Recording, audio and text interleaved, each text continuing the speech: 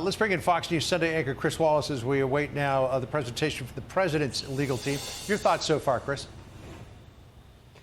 Well, you're certainly right. That was an enormously emotional close by the lead impeachment manager, Jamie Raskin. And for those who may not know, when he talked about burying his son, Tommy was a 25-year-old law student who was racked with terrible depression, and he committed suicide on New Year's Eve. And so in the midst of all this, first the insurrection on January 6th, then him leading the call for impeachment, and now leading the trial, he has had to deal with the enormous grief of his son Tommy and burying him.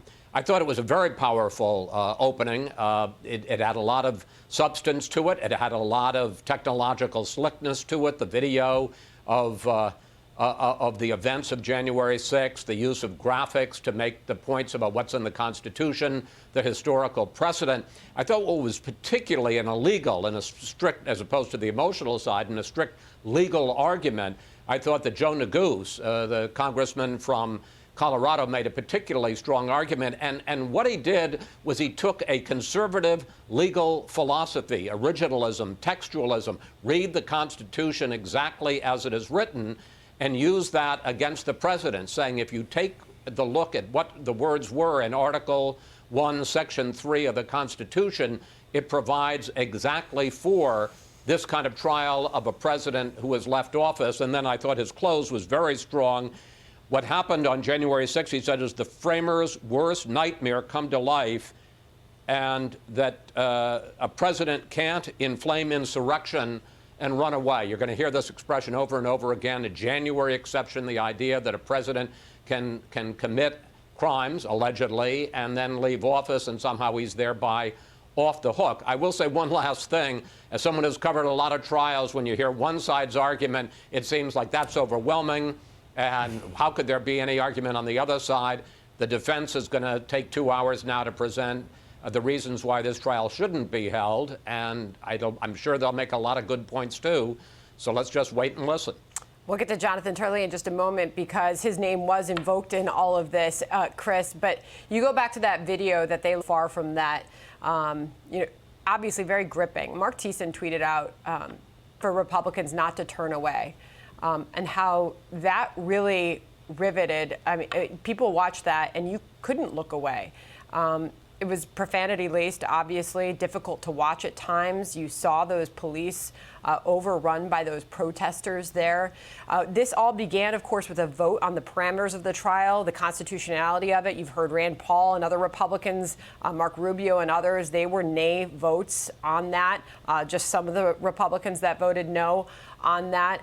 I'm just curious your thoughts as this continues, the political impact that this will have on those Republicans who have argued against moving forward with this.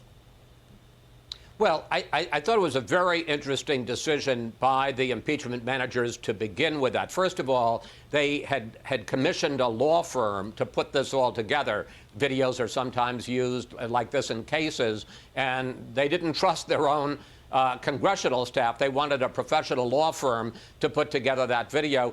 And when you think of it, it really doesn't have anything to do with this argument. This is that has to do with the case against Donald Trump, not with a procedural argument as to whether or not the Senate can try a former official. But they understood at the very beginning of the trial, that's when there are going to be a lot of eyeballs watching this, and you want to make your strongest and maybe perhaps your most emotional case.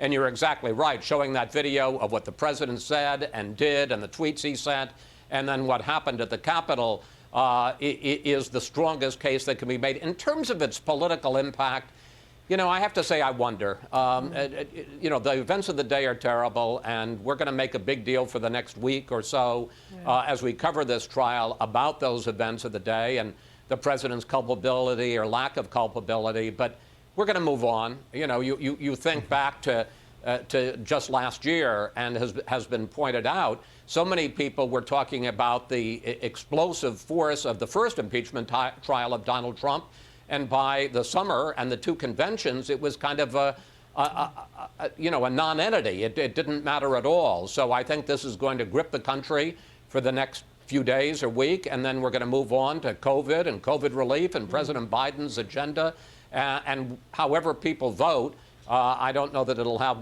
much impact. I will say that for a Republican who votes to convict the president, it could have a lot of impact because there's a strong Trump base, and there's a great likelihood that they will be primaried if they're running next year.